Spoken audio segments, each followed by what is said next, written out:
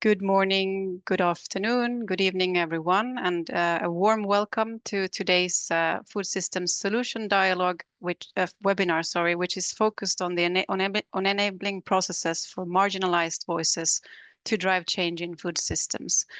We're going to start with some introductory remarks from our director of the UN Food Systems Coordination Hub, Mr. Stefanos Foutou. So I will hand over the floor to you, Stefanos, immediately.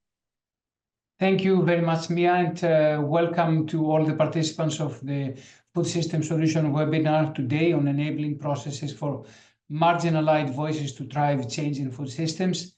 This is part of the 2025 Food System Solutions webinar that the Hub is hosting the last 3 years. And we are just 5 weeks before the upcoming UNFSS +4, the second stocktake moment of the UN Food System Summit that will happen in Addis Ababa about 27 to 29 of July. So today we want to focus on the issue of inclusion and agency for marginalized communities with food systems governance.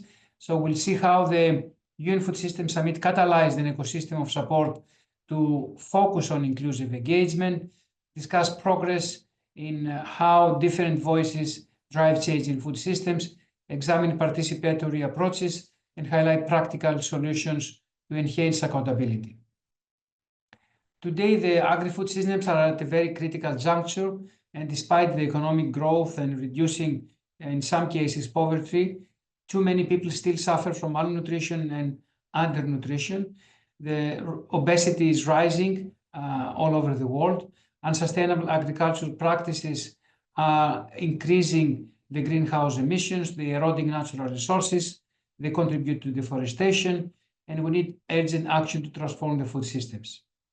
Despite their essential contributions, there are cases, especially at the national context, where youth, indigenous people, women, and other groups continue to be excluded from decision-making platforms. And these groups hold valuable knowledge, experience, and local innovations that they can help the food systems to become more sustainable. So we need to achieve equitable, inclusive, sustainable food systems, and this requires, from the one side, political commitment to address power imbalances, resource gaps, and structural injustices, but also operationalization of these commitments through capacity building, transparent governance structures that ensure fair representation and decision-making. I would like to underscore the long-standing role of multi-stakeholder collaboration in food systems. The Hub has organized a Food System Solution Dialogue on inclusive participatory design in September last year. We have featured a new guide for multi-stakeholder collaboration co-developed by FAO, UNDP, and UNEP.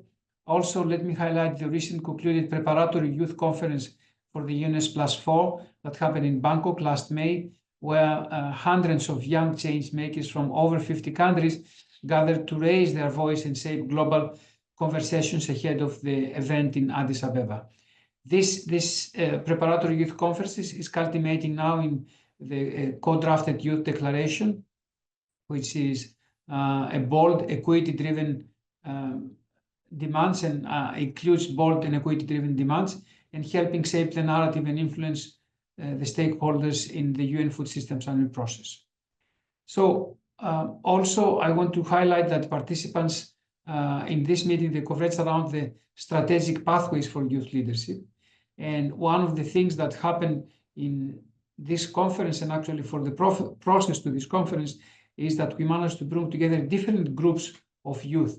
The youth from a program we have in the Hub, the Youth Leadership Program, the youth constituency of the World Food Forum, the major group of children and youth, the youth groups that they go to the UNFSS and to the Biodiversity Convention. So it was really a moment that different groups came together.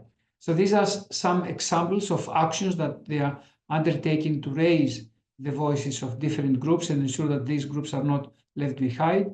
And I want to wish you a very interesting webinar, and I will hand back to the moderator to continue. Unfortunately, I have to leave you as I need to step in another event that we are co-organizing with Italy and Ethiopia for the UNFSS +4. Over back to you, Mia. Thank you. Thank you so much, Stefanos, for these opening remarks. And I forgot to introduce myself, but I'm Mia Madsen, and I work as a policy officer here at the UN Food Systems Coordination Hub, and I will be moderating today's webinar. Before we start, I want to give the floor to my colleague Tarani Mediwaka, who will be going through some initial housekeeping rules. So over to you, Tarani. Thank you, Mia. Hello, everyone. Good morning, good afternoon, depending on where you're joining from. As Mia said, I'm Tarani Mediwaka, and I'm a team member of the UN Food System Coordination Hub here in FAO. And as everyone gets settled in, I would like to go over some quick housekeeping notes. First of all, this session is recorded, and following the session, the recording will be shared with you widely. You will find the privacy clause in the chat for your information. The chat is open throughout the session, so please feel free to introduce yourselves, engage with the others, and share your reflections. And also, if you'd like to pose a question, please place them there. We will do our best to address all your questions before the end of the session. Finally, we kindly ask you to rename yourselves on Zoom with your organization and country followed by your name. This will let us easily identify you. So with all that said, Mia, the floor is yours. Thanks a lot, Tarani, for this.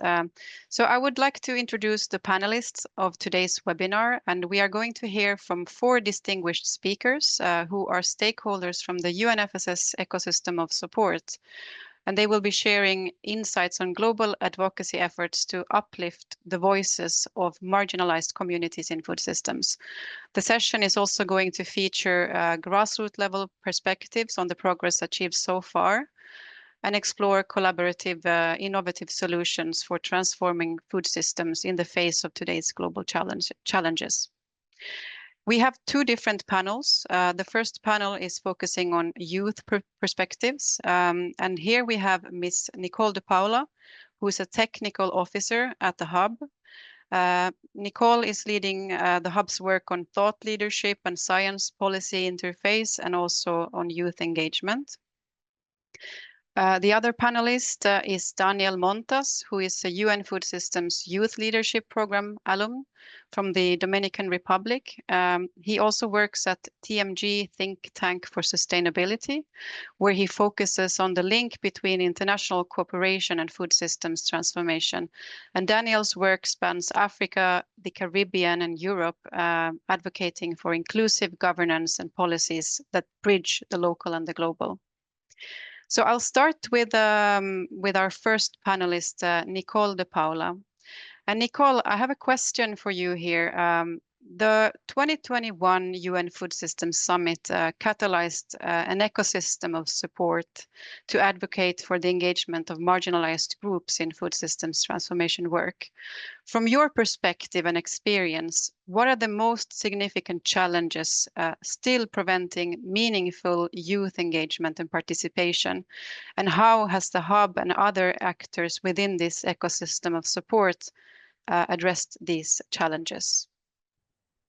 Thanks so much, Mia, and great to be here with change makers, friends, colleagues. Good afternoon. That's where we are in Rome right now. So very pleased to be with you all. And Mia, I'll take, as you know, your 2 questions and try to give some answers. I'm sure we're going to have time also for some dialogue if something is unclear or we need to complement. But I would like to make about 3 points, but start with one thing that the other day I heard, and it says that people, they don't resist change. They really resist loss. And right now we are facing devastating losses. It's suffice to, turn on the TV, read the news. It's very hard to keep our hope high.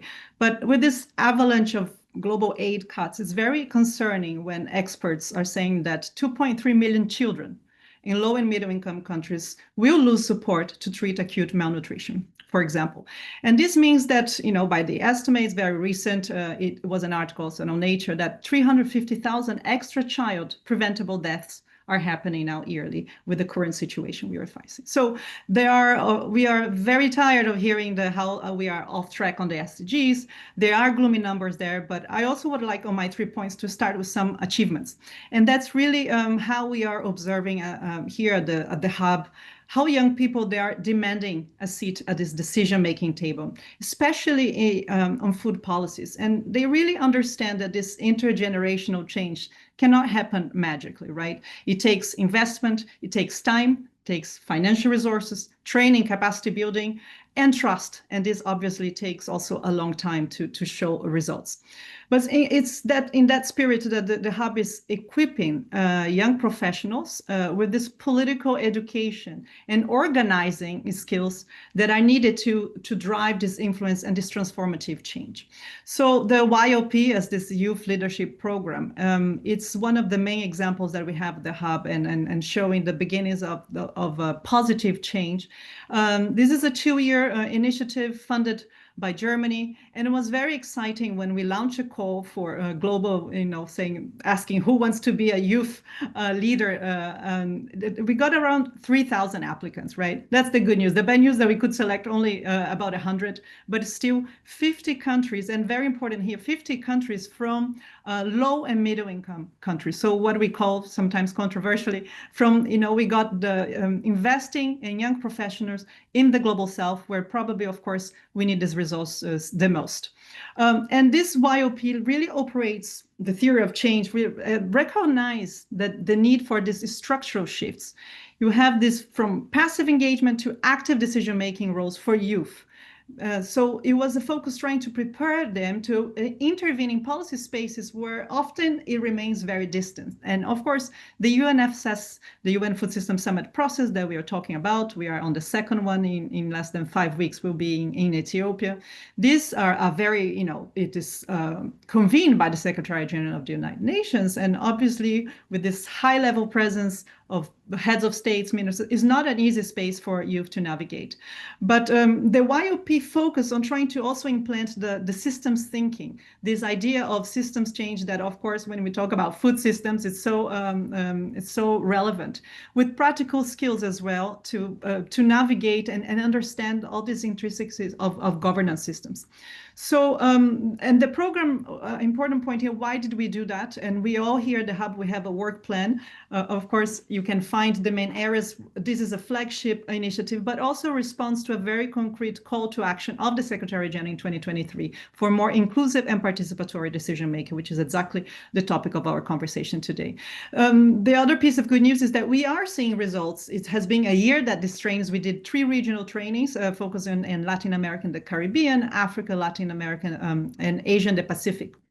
So there are many stories in the website also that people can see. We're trying to bring some color of what this transformation could mean. And many are, one thing that it has been quite appreciated is how the Hub helped these young professionals to connect with the national conveners because the goal is really to drive change at the national level. Some of them are also developing their own businesses, showing the interest in private sector, entrepreneurship, social enterprises, a lot of things we said, and Stefanos mentioned at the beginning, how this program also, the idea is not to reinvent the wheel, but to connect with many other youth networks. We have here at FIO the World Food Forum, for example, what they built national chapters for food systems transformation. And that's something that this cohort, this alumni, is also tasked to do. So they are trying also to coordinate at the local level and unlocking some of the, because as you can imagine, it's not an easy task for young leaders to navigate this complex systems. I would like to quickly move to my second point, that we see this progress, but of course this passion, and this group, I must say, they're very passionate. This is not enough. So youth-led initiatives, they remain underfunded and under-supported. Of course, this is, even though the program it's very successful, it's very hard to find initiatives that can remain, for a decade, for the time that would need to see the transformation. Youth unemployment globally still remains very high. They're the most affected by this, especially after COVID, sectors of informality. So many young people still face this insecure work and limited opportunities. So another argument that we see, and that's why we're trying to change, is that agriculture and rural areas are often the last space where young people would like to see. So we see this attempt to, how do we make, agriculture sexy again in a way. But obviously the constraints are that only if you have more access to land, to resources, to knowledge, capital, is that we can change this scenario. So, and one aspect that concerns me as well in terms of challenges, and I mentioned this recently, we were in conversations on barriers for this transformation is that civil society engagement is declining. And these are data we have, the so-called Countdown Initiative, the latest statistics, not all indicators, I think about half of them, it's about 42, 20 are kind of moving in the right direction. But one that is not moving in the right direction is probably also justifies why it's so important we're having this conversation today, is that without this possibility for civil engagement, it would be very hard to be concrete on this transformation. So obviously what the youth, they demand that these public policies are not crafted behind these closed doors and not imposed in a way that is top down. So I think the next stock take is talking about accountability. Transparency will be key. And it's very, I would like to close just saying that Stefan has also mentioned, we are trying to build a strategic space, creating platforms for the, not only for participation of young leaders, but for the leadership. So going beyond the YOP, we're really partnering with these other networks that we mentioned, and the Preparatory Youth Conference in Bangkok. There are many resources also online that if you would like to know more, it was a way to, we get around 250 youth delegates online and in person across the world, then not only in in low and middle income countries. And it was really a space for governance, inclusive governance in action. Some highlights, the main point here, and that's an ongoing conversation that we're going to see a bit of a conclusion in Addis, but they developed a youth declaration. There was a process in the same way we did regional preparatory meetings for conveners and countries. 6 regional preparatory meetings for youth were organized, and they are working in renewing a political declaration. There, so far, I mean, a few highlights, 3 things is, of course, they're still advocating for more voting rights and decision-making representation in food governance bodies. So power asymmetry is very well identified. Resource exclusion. They're really calling for this land reform, youth accessible finance, and sustained support for youth-led enterprises. That's very hard to get as well in terms of credits. And they are epistemic injustice. I'm sure many of you will also mention how they are also aware of the value of indigenous, traditional, and agroecological knowledge systems that are often still dismissed in these dominant policy narratives. So we saw very good feedback in this, and because how do we measure is that many went back home feeling a bit empowered, right? Trying to do things. So I'd like to close saying that 3 things that we need to invest is also activism, politics, and systems leadership. Thanks so much, Mia, for having a chance to share a bit, and happy to continue the conversation. Thank you so much, Nicole, for sharing these very valuable insights with us on what has been done so far on youth engagement and so. I'm going to move over to Daniel Montas because I also have a question for you. So, Daniel, you are one of the many youth leaders that participated in this recent youth preparatory conference in Bangkok last month. What would you say are the most compelling priorities and demands that are raised there? And how do they differ if you compare to the youth declaration commitments from the 2021 summit? What is changing now since the 2021 summit? Yeah, first of all, thank you so much, Mia, and thank you so much for the Hub for inviting me and allowing me to speak. Of course, I'm just going to say one single perspective. There was a whole range of youth, and it was just inspiring to be there in Bangkok and see these different voices debate from all over the world and attempt to create something. So now in comparing the 2021 experience with the 2025 experience, as we've heard both from Stefanos and Nicole already, looking at it from more of a logistical or technical perspective, I would say that the efforts that went starting from even the youth leadership program, but even with the work alongside the World Food Forum and then expanding it to now Bangkok to a wider audience as well. And this inclusive process that just saw a huge array of youth able to chip in and contribute to this different perspective. That's already in itself, it is a huge win for the declaration in itself.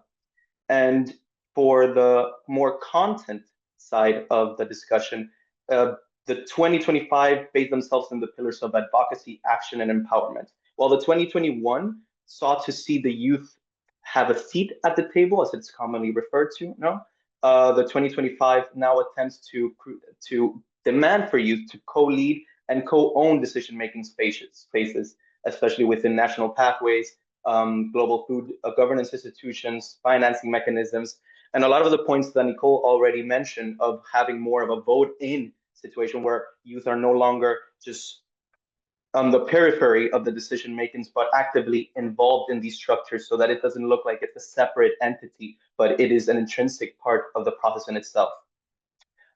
Equally, the regional approach that the co-developed with the World Food Forum and the Youth Policy Board members, it provided a very specific context-specific insights that were necessary in order to have a better picture of what each regional, I mean, we all know how food systems are particularly attached to the context that they belong to. Therefore, this regional approach was extremely important. But even more importantly than that, and here's where I make the big emphasis between 2021 and 2025, which I believe Nicole, echoing what Nicole has been saying, we live in very different world settings. We found ourselves struggling every day with the multilateral decisions. We open the news and it is a totally different setting than when we were first starting off in 2021. The declaration attempts to build up on that and has this in context, seeing as though the only way to really make it into an action and be able to use such a declaration is if we take the context that it finds itself in. Within this context, to take a specific consideration of the systemic starvation of 2.1 million Gazans, it is of particular importance because one of the groups that is mostly harmed within this context are the youth. So also using these new forms, or not new, but reused forms of war affecting hunger. If we exclude this from the conversation, then at the end of the day, we're just talking to an empty room. So yeah, those would be my 2 cents. Thank you so much. Thanks a lot, Daniel, for sharing these perspectives with us. I have a follow-up question for you, and it's also, Nicole, if you would like to come in, you're also welcome. Both of you have mentioned that you really think that what is needed now is that there is some meaningful engagement, real actual engagement of youth, where they have voting rights, where they feel that their voices are really taken into consideration and they're co-creating the processes. What kind of experience do you have? Have you seen successful structures and spaces where this is actually happening in practice? And if you could share a few examples with us based on your experiences.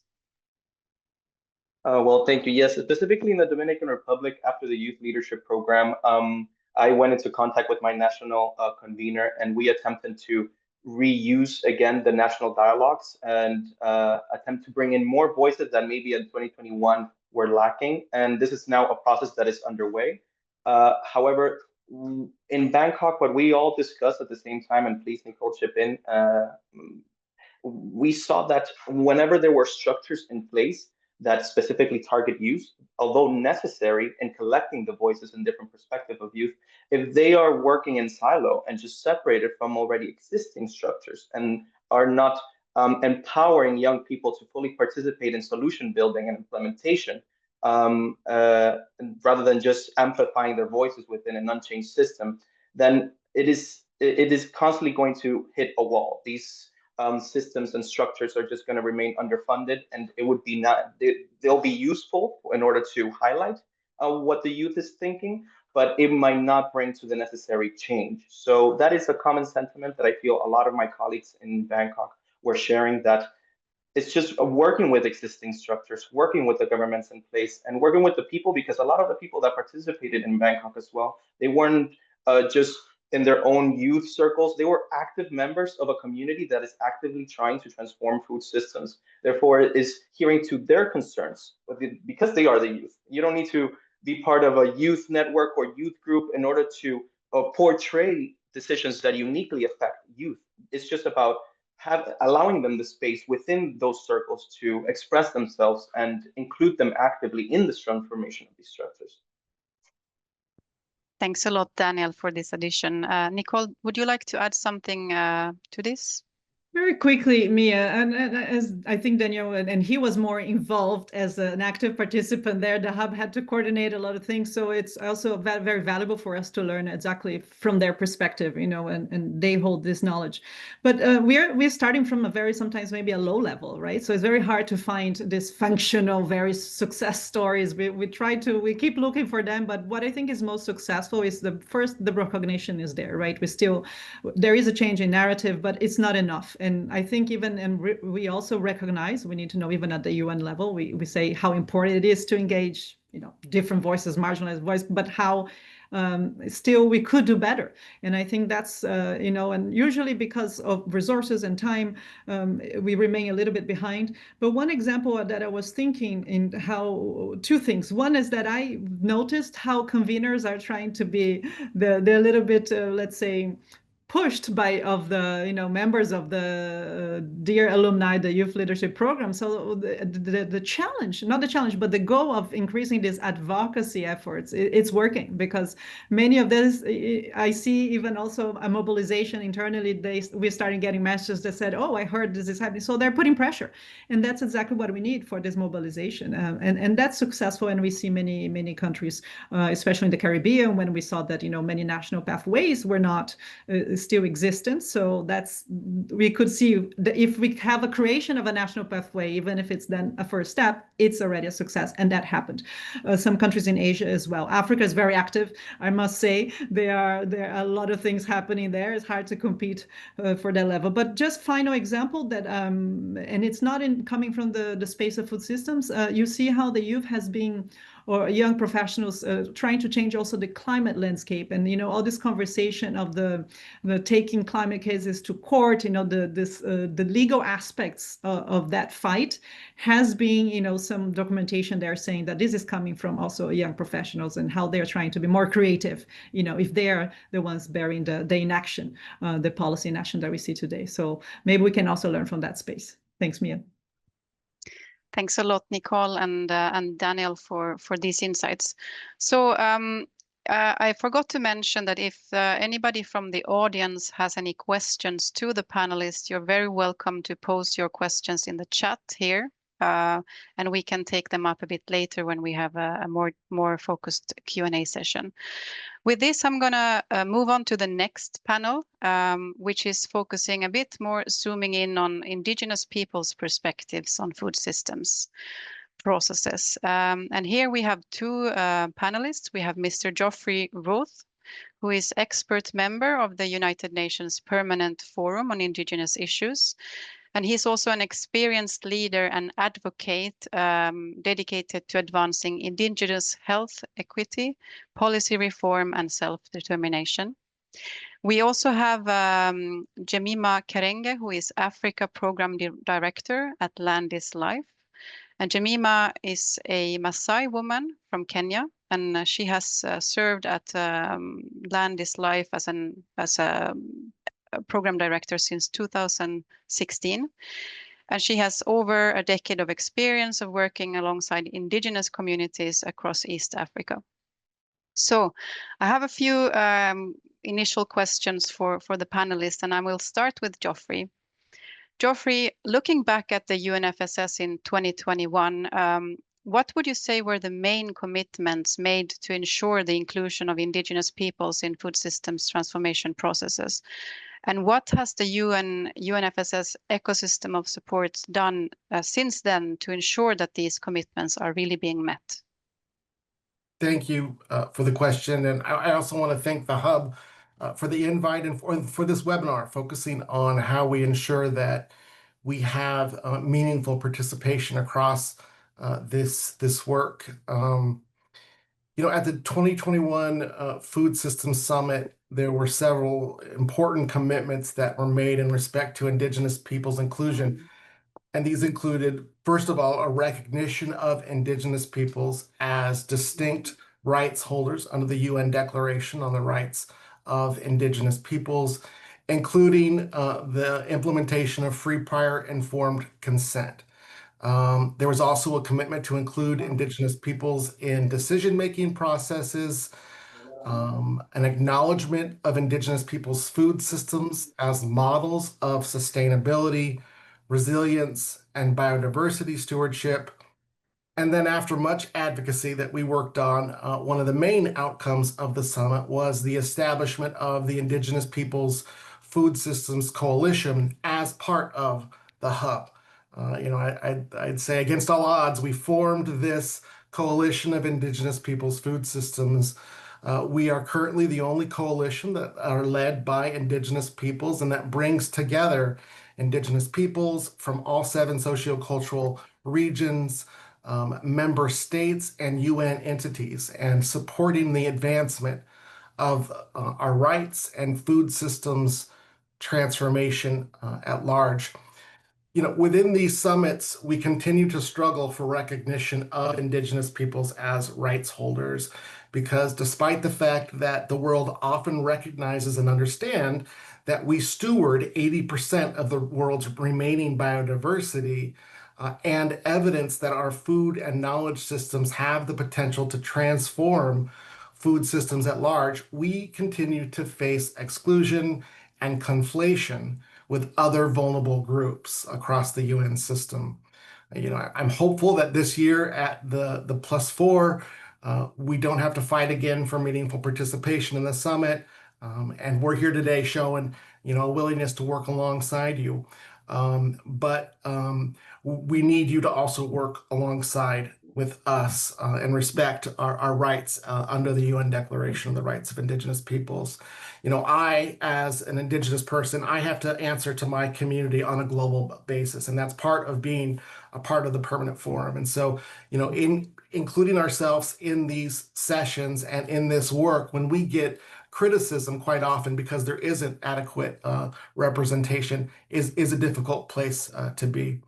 I want to thank the member countries that are part of our coalition and really put the word out about how respectful we are and thankful that they are participating meaningfully in this process. Brazil, Canada, Colombia, Costa Rica, Dominican Republic, Ecuador, Finland, Guatemala, Ireland, Lesotho, Mexico, New Zealand, Norway, Panama, and Spain are all members of our coalition and participate on a regular basis.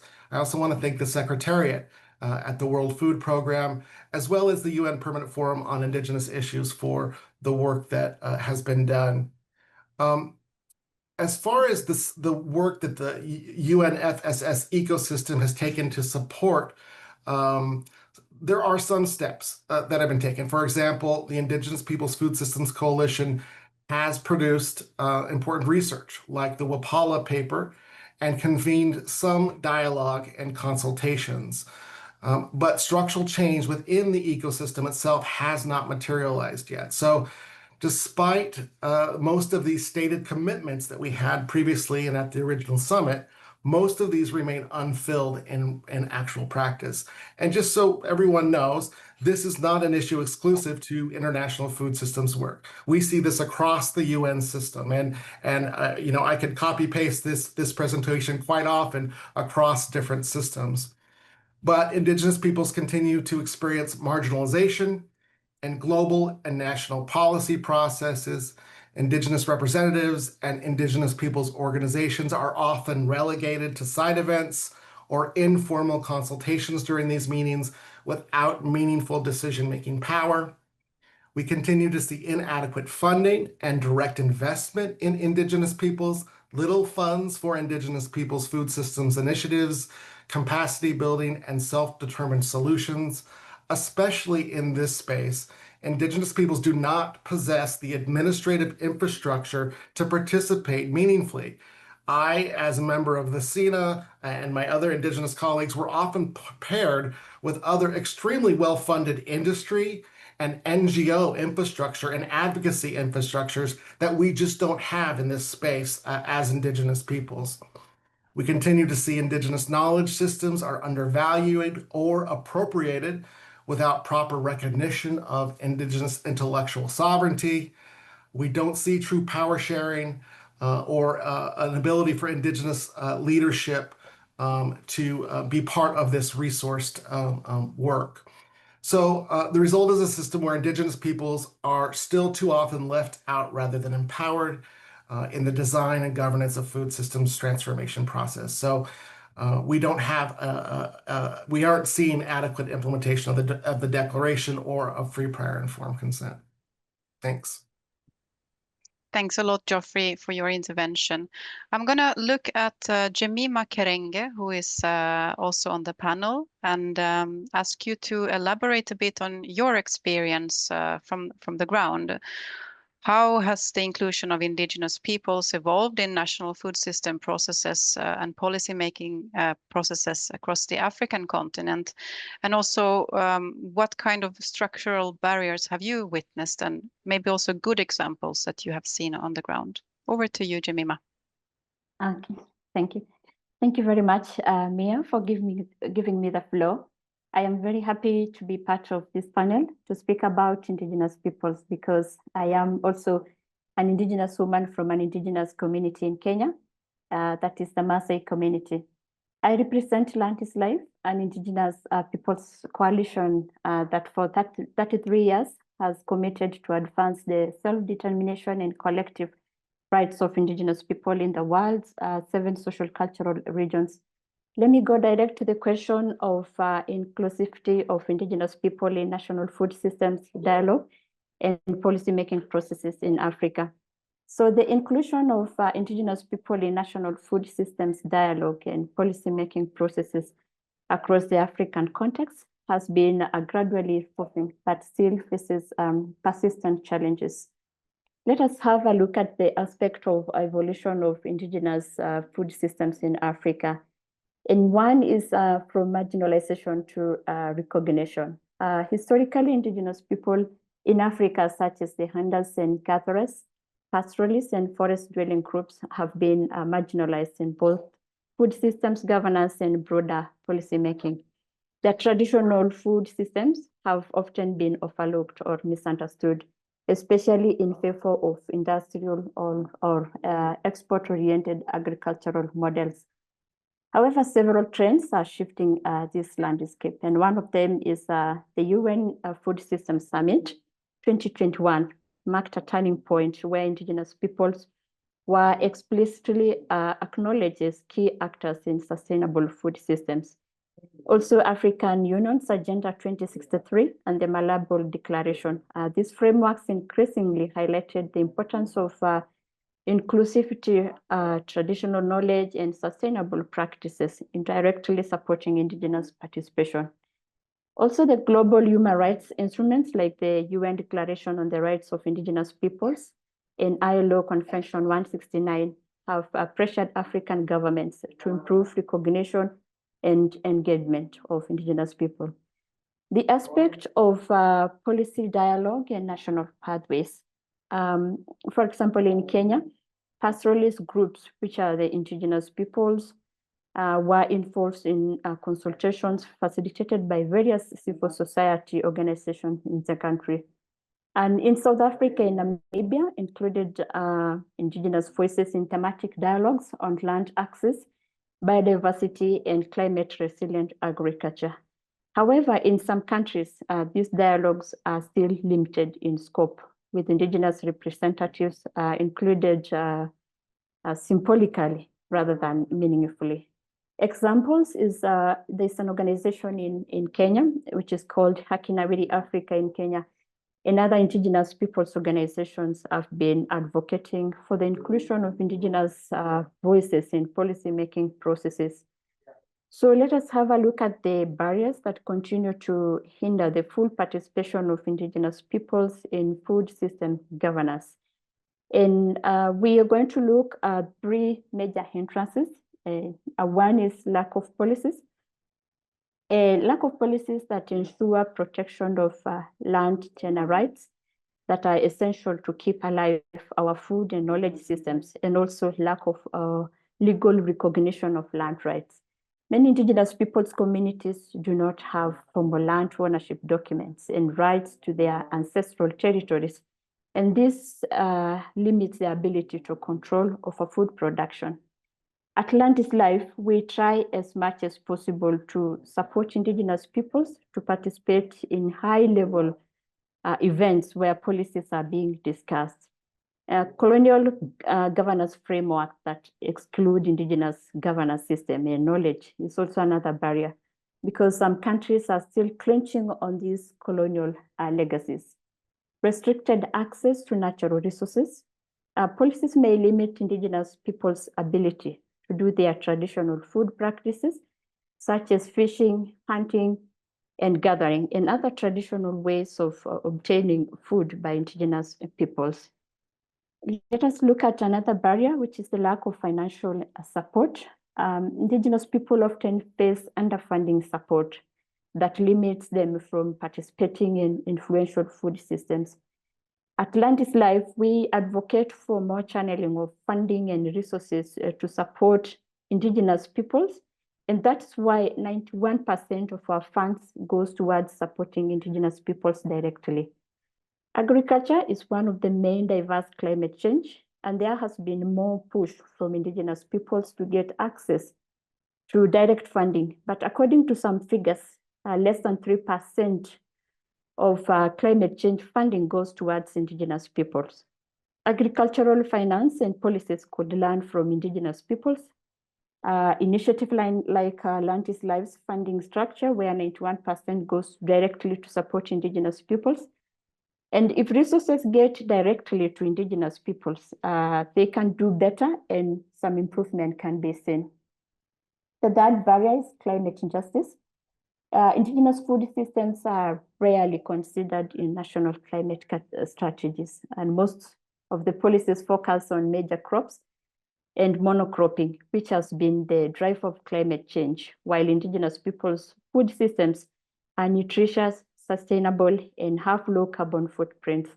Indigenous people's knowledge and food systems are game changers, and they could help transport food systems at large. Thank you, Mia. Thank you, Jemima, for sharing all these insights with us. A lot of the things that you said resonated very much with what the earlier panelists and speakers were mentioning in terms of challenges. We are seeing progress being made, but there are still structural issues to be addressed. With this, I want to conclude the panelist part of our webinar today. And I wanted to open up the floor for a bit of question and answers. We have about 20 minutes left of the webinar still. And I see that there are some questions coming here to us through the chat. And I'm going to pick up on some of them. So we have, for example, one question here from Sadia Muhammad, who is a food safety professional from Kenya. And she's asking, how can we ensure that the marginalized voices are not only heard, but also influence decision making? So that's something that we've been discussing. But do you have like some concrete examples again? Like, what do you really mean when you talk about meaningful participation? And so for marginalized groups, I'm looking at the panelists, if there's anyone who wants to come in and elaborate a bit more on this question. I see Geoffrey. Yeah. Thank you. You know, meaningful participation means sitting at the table where the decisions are being made and having input where individuals listen to you. So this means ensuring that people, Indigenous people or marginalized groups are part of country delegations and teams that are having discussions, are involved in all high-level activities, and have meaningful ability to participate in all of those spaces specifically. It also means that those commitments that have been made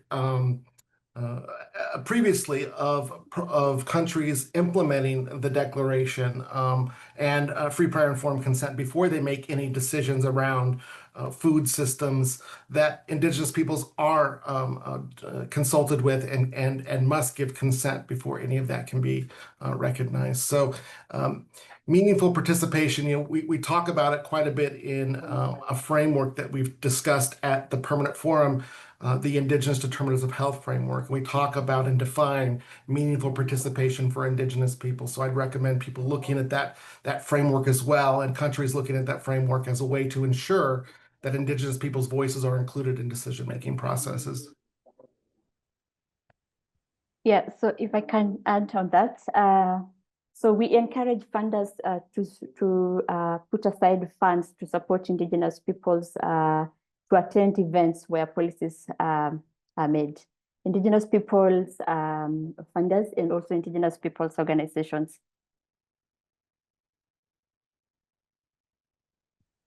Thank you, Jemima, and Geoffrey also for coming in and responding to the question.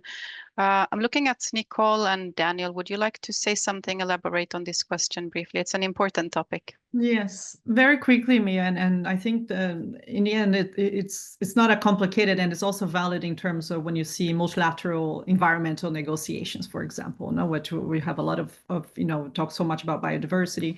Many delegations, many countries. If you're a small island state, how it's very hard to follow so many topics. You see climate change, for example, the size of this COPs, as we call the Conference of the Parties, or in the biodiversity as well.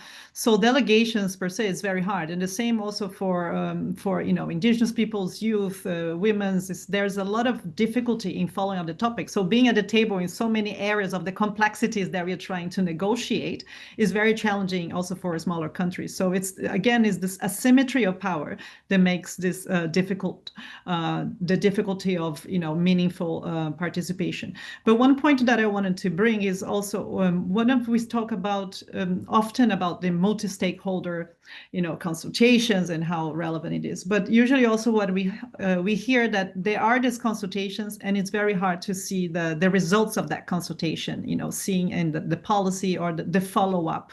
So perhaps that's also when I see when the youth in this case, that's the experience that I have the most at the moment. They're saying they are consulted, but they want to see these demands a little bit, happen on the next steps. And sometimes maybe for the governments, they would need to do this follow-up a little bit more closely with the youth. So perhaps this institutional change that can, if you change the government, the policy and these ideas must continue. And that's why we see a lot of interruptions. So that's why we talk so much about the institutional transformation to make this more, sustainable.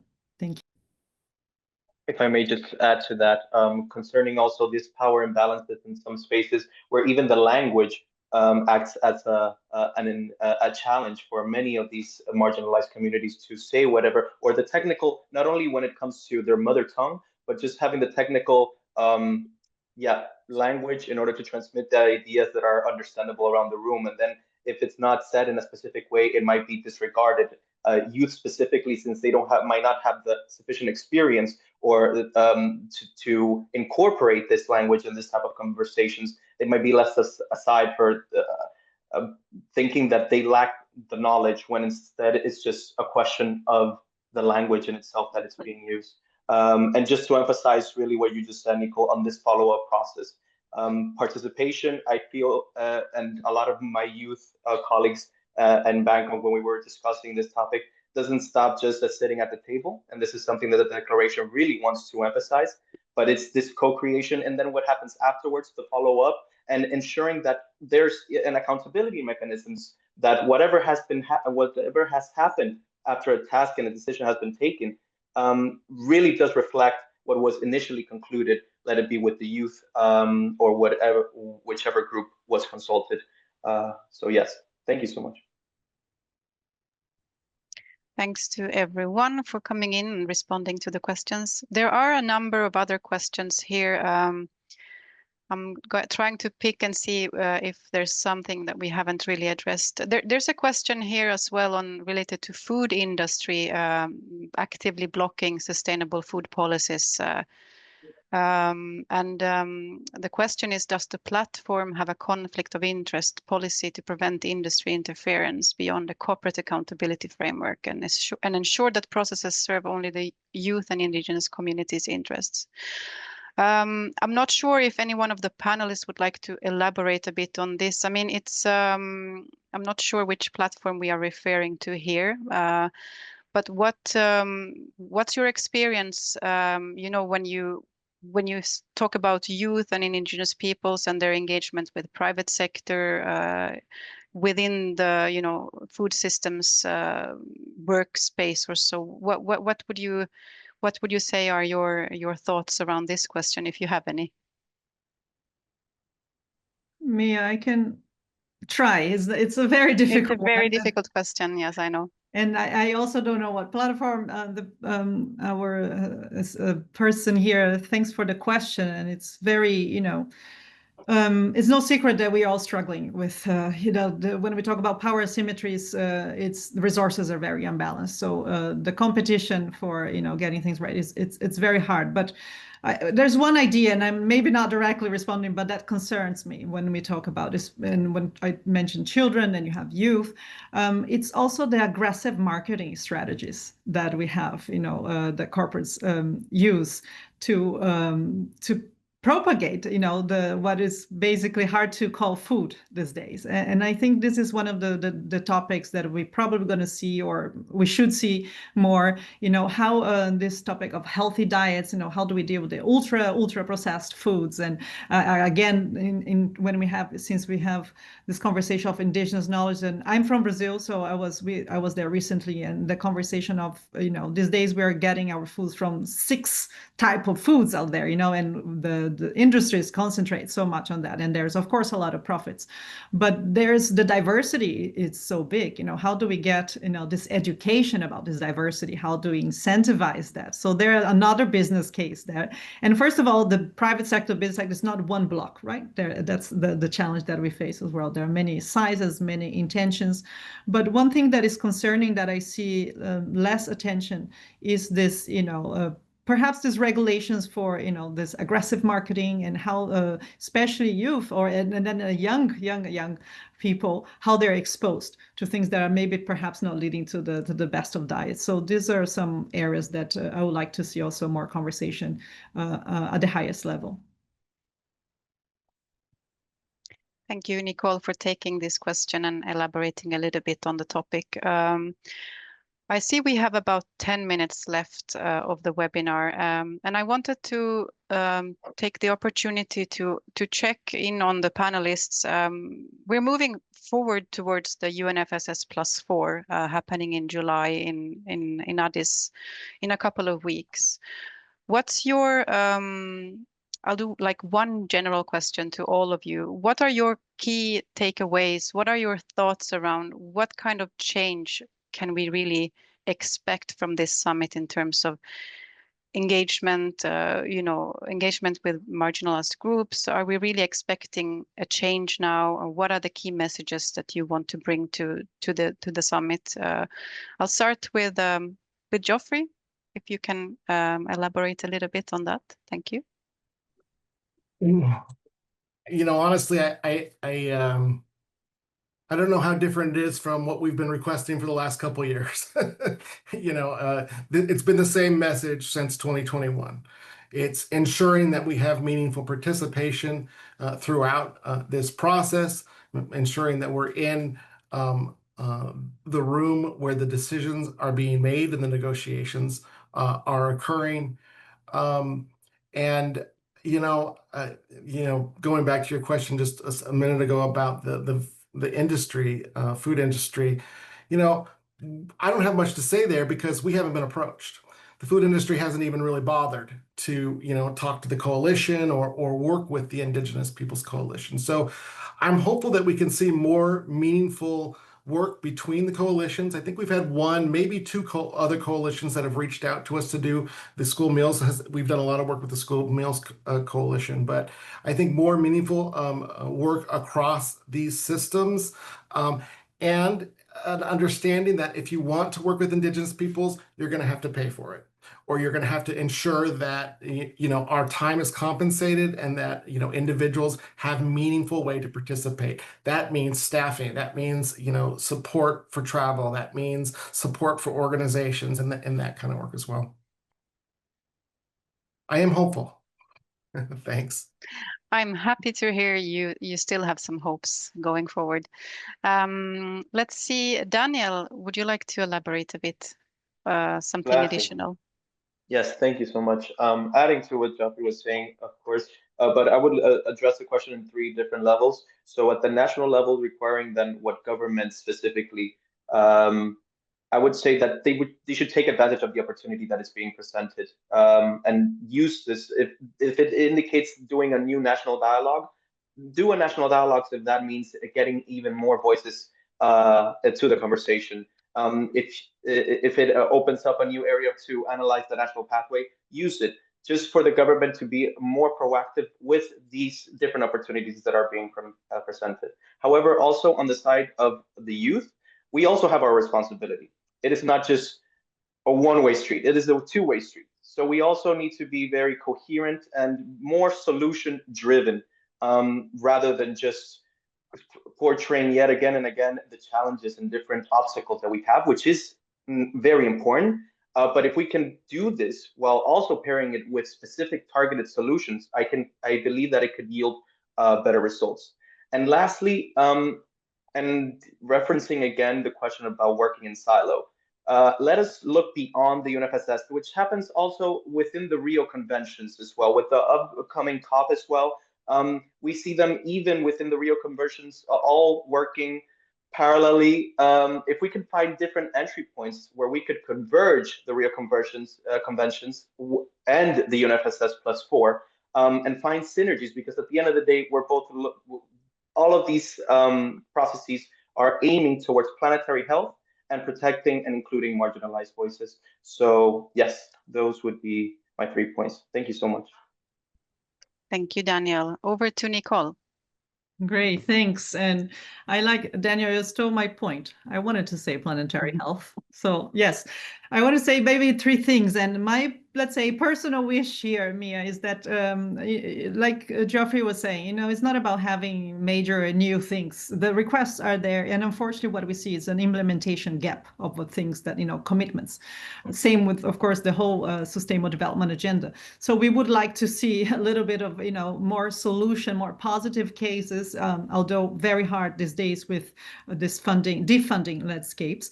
But I would like to also focus on this idea of the public health, must be part of that conversation. Perhaps we could increase, we are constantly dealing with Minister of Agriculture, this idea of the systems thinking. We do have an expansion of number of engaged ministries. So perhaps having more on the health would be also, and going beyond the conversation of nutrition, there are so many aspects also of how this environmental change is impacting human health. And that's an important point. And overall, I would like to see also new people, because as Daniel was saying, this food systems, has so many cross-cutting areas, and we cannot be for decades with the same group of people driving this, trying to drive the dialogue. That's not inclusive. And perhaps in the same way in the other areas, if you say about public health, planetary health, it's about the cross-pollination, not only of knowledge of people. And I would like to see that as well. And I think the youth is the same, and they could go also through this exercise of breaking the silos, getting out of their own networks. And then you see that they also have a role to play in these other areas. So I think in Bangkok, we had a good beginning of this exchange. Thanks, Mia, and thanks for being here. Thank you, Nicole. I'll give over the floor to Jemima for her comments. Yeah, thank you so much. So what I would like to advocate is that we need to have a large representation of Indigenous peoples to the summit. So I would urge the funders to support Indigenous peoples logistically to attend this summit. And also there should be meaningful discussions on Indigenous peoples' food systems.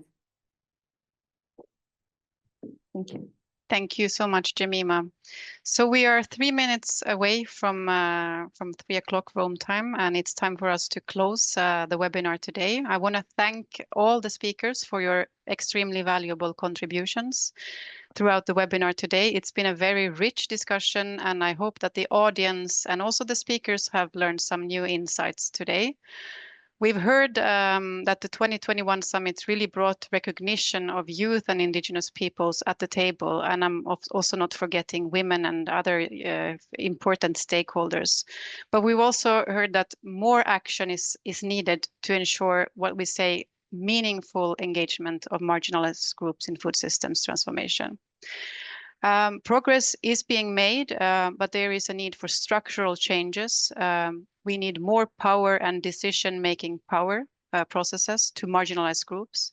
There's a need to stop working in silos and build on existing structures, multi-stakeholder engagement, and not create different separate processes. We've also heard that global advocacy is doing well. It's great, but there's really a need looking forward to be more solutions driven and focus more on implementing initiatives.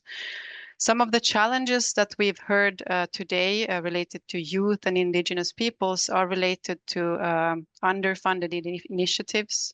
There's also the issue of land rights for marginalized groups that needs to be addressed in the future. There are a lot of challenges ahead, but we're also hearing a lot of positive vibes. We feel that there's still engagement going on for these very important topics. And we are going to continue these discussions at the UNFSS in Ethiopia in July. And with that, I really want to thank everyone who attended today's webinar. We will be posting this webinar also online, so it's possible to watch it, and you can share it with your colleagues and friends. And I also wanted to take the opportunity to just make you aware that regarding the UNFSS +4, the Food Systems Summit, the registrations have opened last Friday. So if you go on the website, we have also posted here the registration links for the UNFSS +4 in the chat. So please go there, have a look, and we really hope to see you engaged in the process and see you in Addis if possible. So thank you everyone again, and have a really great continuation of your day. Thanks. Thank you so much. Thank you, everybody. Bye-bye. Bye-bye.